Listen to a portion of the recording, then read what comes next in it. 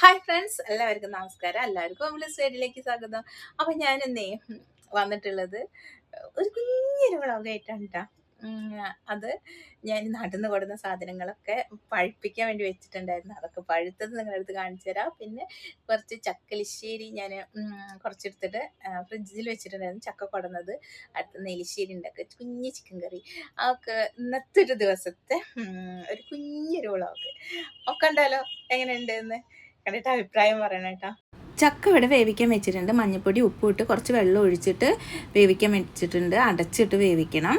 അത് വെന്തതിന് ശേഷം കുറച്ച് തേങ്ങ, ജീരകം, പച്ചമുളക്, വെളുത്തുള്ളി, കുറച്ച് ചുവന്നുള്ളി, ഉപ്പ്, അതുപോലെ തന്നെ കറിവേപ്പില ഇത്ര ഇട്ടിട്ട് ഇതിലിട്ടിട്ട് നന്നിട്ടിട്ട് നന്നായി ഉടച്ചെടുക്കണം. തവി വെച്ചിട്ട് ഞാൻ ഈ അരപ്പ് ഇതിൽ ചേർത്തിട്ടുണ്ട്. എന്നിട്ട് നന്നായിട്ട് തവി വെച്ചിട്ട് ഉടച്ചെടുക്കുക. ചക്ക നന്നായിട്ട് വെന്തിട്ടുണ്ട്, പേസ്റ്റ് പോലെ ആയിട്ടുണ്ട്. നല്ല കൊഴുപ്പുള്ള നല്ല എന്താ പറയുക പൊടിയുള്ള ചക്കയാണ്. ഇതിലേക്കൊരു സിമ്പിളായിട്ട് ചിക്കൻ കറി ഞാൻ ഓൾറെഡി എൻ്റെ ചാനലിൽ ഇട്ടിട്ടുണ്ട്. അപ്പോൾ അതൊന്ന് കണ്ടു നോക്കും. അപ്പോൾ സിമ്പിളായിട്ടുള്ളൊരു ചിക്കൻ കറിയും കൂടി ഉണ്ടാക്കി ഇവിടെ റെഡി ആയിട്ടുണ്ട്. ഇത് രണ്ടും കൂട്ടിയിട്ട് ഒരു അടിപൊളി എന്താ പറയുക ഉച്ചയ്ക്ക് ഊണിന് പകരം ഇതാണ് തന്ന് എൻ്റെ സ്പെഷ്യൽ. നല്ല ടേസ്റ്റ് ഉണ്ടായിരുന്നു നമ്മുടെ ചക്കലിശ്ശേരിയും ചിക്കൻ കറിയും. പിന്നെ അത് പഴമൊക്കെ നാട്ടിൽ നിന്ന് കൊടുന്നതൊക്കെ പഴുത്തുണ്ട്. മാങ്ങ പഴുത്ത് വന്നിട്ടുണ്ട്, ചക്ക പഴുത്തിട്ടുണ്ട്. അപ്പം ഞാൻ ചക്ക നന്നായി പഴുത്ത് നല്ല മണം വരും. അപ്പം ഞാൻ ചക്ക ഒന്ന് വെട്ടാന്ന് വെച്ച് ആ ചക്ക വെട്ടുകയാണ്. കുഞ്ഞൊരു ചക്കയാണ്. അത് നന്നായിട്ട് പഴുത്തുണ്ട്. നല്ലൊരു പഴുത്ത് ഇങ്ങനെ ഇതായിട്ടില്ല, നല്ല പഴുപ്പ് ഇട്ടിട്ട് നല്ല മധുരമുണ്ട് കേട്ടോ സംഭവം. അപ്പോൾ ഞാൻ ആ ചക്ക മുറിച്ചിട്ട് എടുക്കുകയാണ്. ഒരു പേപ്പറൊക്കെ വിരിച്ച് മടാളുണ്ടെങ്കിൽ ഒരൊറ്റ ഇടിക്ക് നമുക്ക് കാര്യം തീർക്കാം. പക്ഷേ ഇതുപോലത്തെ ഒരു കത്തി എടുത്തിട്ട് ഞാൻ ചക്ക മുറിച്ച് കണ്ട ഒരു വെള്ളാരക്കല്ല് പോലത്തെ ഒരു കളറുള്ള ഒരു ചക്കയാണ്. നല്ല മഞ്ഞതായിട്ടുള്ളതല്ല. അപ്പോൾ ഇത് നല്ല മധുരം ഉണ്ട് കേട്ടോ സംഭവം. നന്നായിട്ട് പഴുത്തേണ്ടതായിട്ടില്ല, നല്ല കരിമ്പഴുപ്പും കഴിഞ്ഞിട്ടുള്ളൊരു മധുരം. അങ്ങനെ പിന്നെ നല്ല ടേസ്റ്റ് ഉണ്ട്.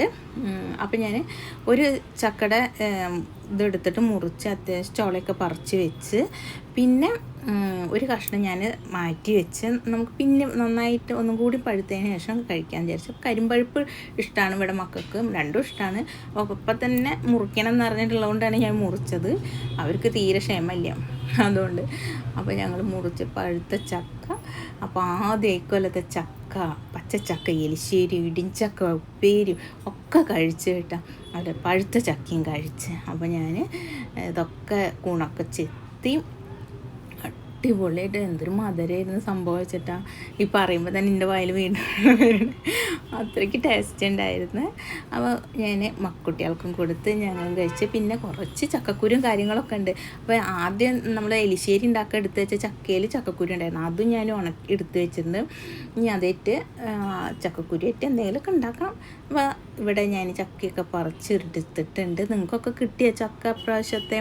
അപ്പോൾ ഞാൻ പ്രാവശ്യത്തെ പച്ച ചക്കയും കഴിച്ച് പഴുത്ത ചക്കയും കഴിച്ച്. അപ്പോൾ എല്ലാവരും ഇഷ്ടമായി എന്ന് വിചാരിക്കുമ്പോൾ എല്ലാവരും ലൈക്ക് ആൻഡ് സബ്സ്ക്രൈബ്, നിങ്ങൾ ഫ്രണ്ട്സുകൾക്കൊക്കെ ഷെയർ തീർക്കുക. Thank you, love you.